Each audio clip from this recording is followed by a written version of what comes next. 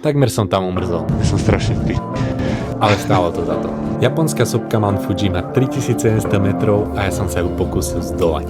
Nasadol som na vlak, presunul sa do mesta Kawaguchiko, kde som si chcel spraviť ikonickú fotku pred Lawsonom. Mount Fuji ale bola v oblaku, tak ako ďalších 280 dní do roka, takže som zjedol onigiri a presunul sa na 5. stanicu. Tu bolo chladno a všade bola hmla. Zaplatil som 24 € na gate a turistika mohla začať. Začalo aj pršať a potom aj hrmieť. Pozdravil som japonského horského mnícha a potom som sa dostal na chatku. Noc ma tu stála 75 €, ale dali mi najesť, spacák a strechu nad hlavou.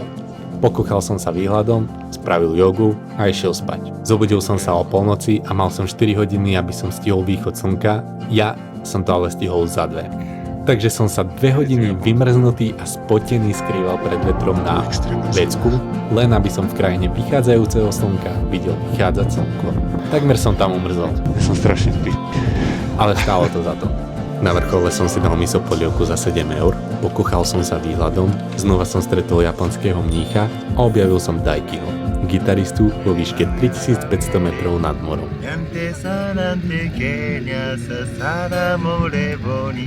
Ena doni singo minato la giro